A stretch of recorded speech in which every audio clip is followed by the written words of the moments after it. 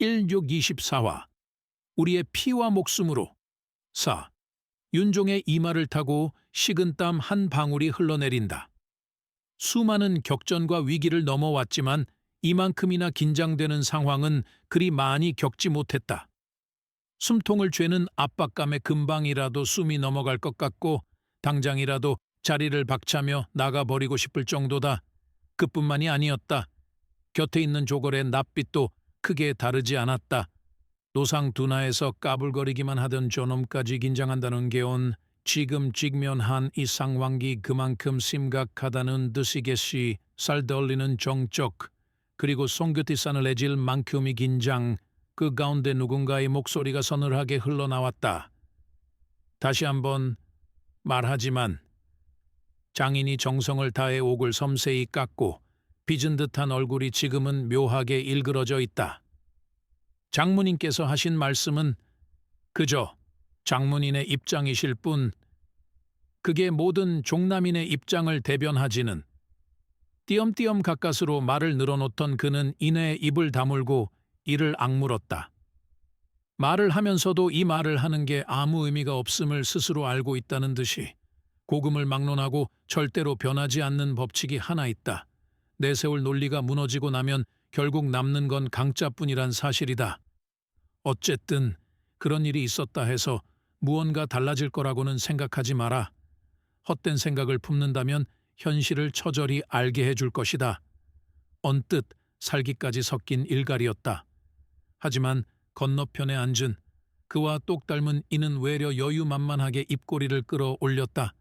모래 비급 도둑놈이 그윽 꽉 죄어오는 통증을 느끼며 진금룡은 제 심장 어림을 움켜잡았다. 힘줄이 붉어진 손이 덜덜 떨리고 있었다. 반면 만면의 여유가 한껏 넘치는 백천이 어깨를 으쓱해 보였다. 아니 그렇게 걱정하지 않으셔도 됩니다 형님. 뭐요? 진금룡은 순간 제 두 귀를 이심하는 사람처럼 되물었다. 그도 그럴게 대세 어떻게 또 속을 뒤집어요. 너 해오려고 형님이란 말까지 구타하여 꺼낸단 말인가. 그리고 과연 백천은 백천이었다. 약하고 실력이 부족한데 뭐 어쩌겠습니까. 정정당당히 화산을 이길 방법이 없었을 테니 심정은 이해합니다. 오죽하 사형 검은 뽑지 마십시오. 여기서 검 뽑으면 다 끝장입니다. 주저없이 검을 뽑아 들려는 진금룡을 이송백이 온몸을 던져 붙잡고 늘어지며 막았다. 얼마나 놀랐는지 핏기가 모두 가셔 사색이 된 얼굴이었다. 눈에 핏발을 세운 진금룡은 금방이라도 백천을 잡아먹을 듯했다. 그러나 백천의 여유는 점점 더 기세를 더해갔다. 아이고 그러다 찌르시겠습니다. 하기야. 그럴 수 있는 문파시니까. 사형 검은 뽑으면 안 된다지 않습니까? 이 꼴을 지켜보던 윤종이 결국 기나긴 숨을 내쉬었다. 바람 빠지는 소리 같기도 했다. 이게 맞냐, 거라? 뭔가 단단히 잘못된 것 같은 느낌이긴 합니다. 백천이 낄낄 웃어대는 모습 위로 청명이 놈의 모습이 겹쳐 보였다. 조걸은 그 모습을 보다 쩝하고 입맛을 다셨다. 그치만 사숙의 마음도 좀 이해가 간다고 해야 하나? 그것만은 윤종도 공감했다. 콧대 높던 종남놈들이 스스로 머리를 숙였는데 이런 기회를 놓칠 수는 없지 않겠는가. 검을 잡고 한참 씩씩대던 진금룡은 한참 후에야 겨우 진정한 듯 긴 숨을 내쉬었다. 하나 그 와중에 저 밉살 맞은 하지만 그를 똑 닮은 얼굴을 보니 또다시 속에서 무언가 울컥 솟구쳤다. 여하튼 겨우 진정한 진금룡이 벼랑간 자세를 바로잡았다. 그러더니 정색하며 백천을 향해 깊이 고가에 숙였다.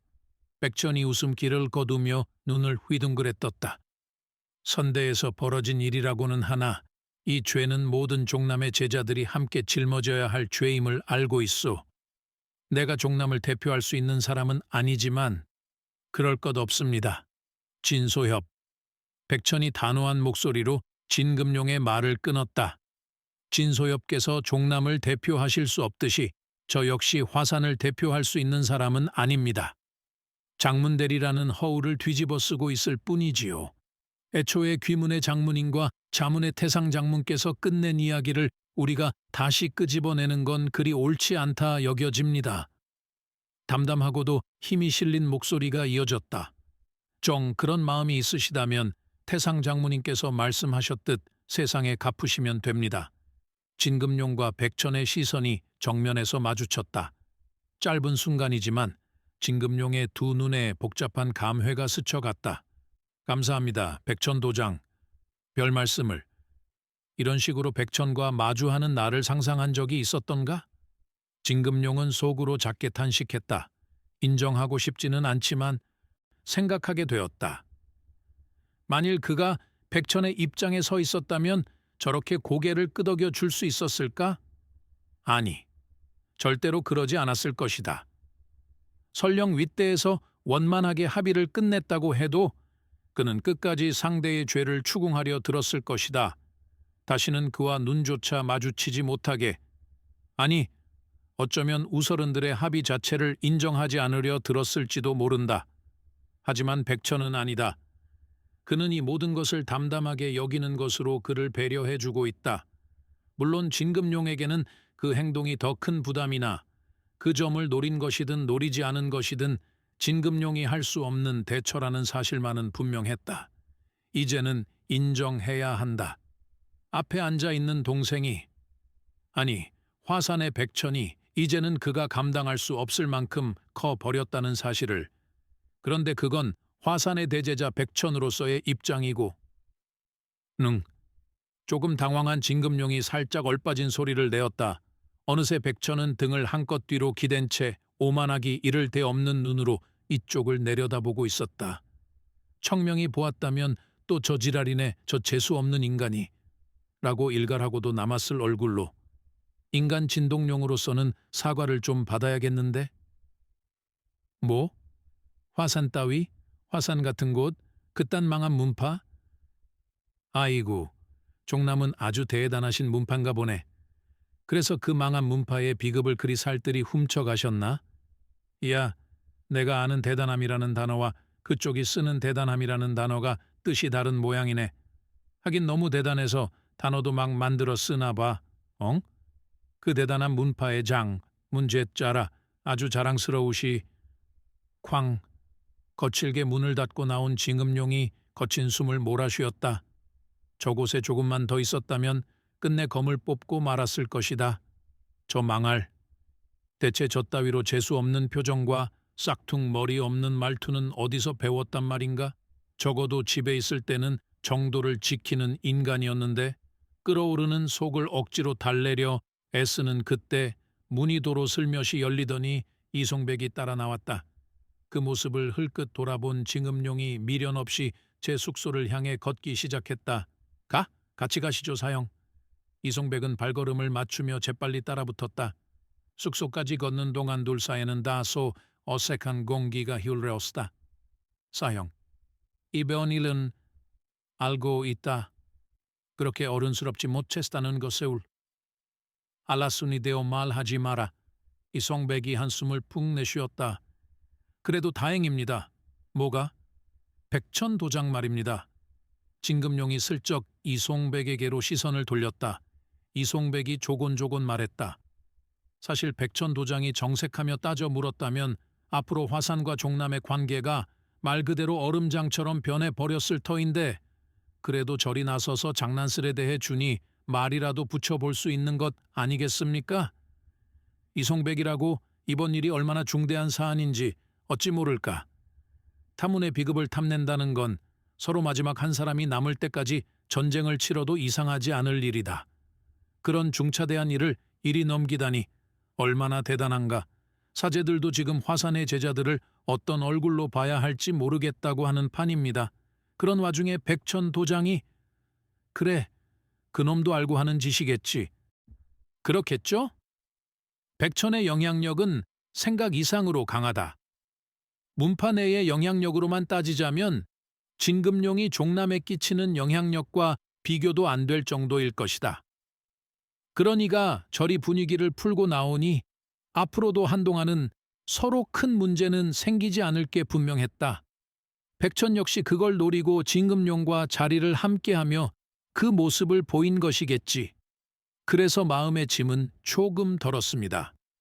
진정 그렇게 생각하느냐? 예. 진금룡이 걸음을 우뚝 멈추고 이송백을 뚫어지게 보았다. 노려보는 것에 가까운 시선이었다. 그리 생각하느냐고 물었다. 사형, 우리가 뭘 했는데 마음의 짐을 덜었다는 거냐? 무얼 했다고? 고작 그 앞에서 고가에 한번 숙였다고? 순간 아차한 이송백의 얼굴이 굳었다. 입장을 바꾸어 보아라. 너는 종남이 망하길 기원하며 종남이 위기에 처한 틈을 타 종남의 비급을 탈취한 이들이 고개 잠깐 숙인다고 다 이해해 줄 수 있느냐? 그건 진금룡이 제 입술을 지그시 깨물었다.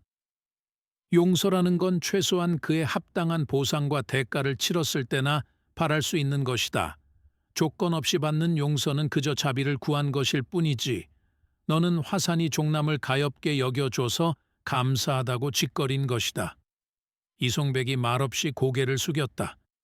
그런 그를 쏘아붙이던 진금룡은 이내 짧게 한숨을 내쉬고 하늘을 올려다보았다. 자꾸 속이 답답해서였다. 어른스럽지 못하다는 걸 알면서도 자제가 잘 안 되었다. 잘못을 한 건 이송백이 아닐진데 괜한 그를 쏘아붙인 것만 해도 그렇다. 이송백이 조심히 물었다. 그럼 저희가 어찌하는 게 좋겠습니까? 갚아야지. 진금룡이 다시 그에게 시선을 맞추며 단호히 말했다. 저런 용서를 받았으니 이젠 떳떳하다고 여길 게 아니라 우리도 저들도 이제는 충분하다 싶을 때까지 갚고 또 갚아야지. 당당함이라는 건 그렇게 얻는 것이다. 타인이 용인으로 얻는 게 아니라 또 이를 저버린 잘못을 갚을 수 있겠습니까?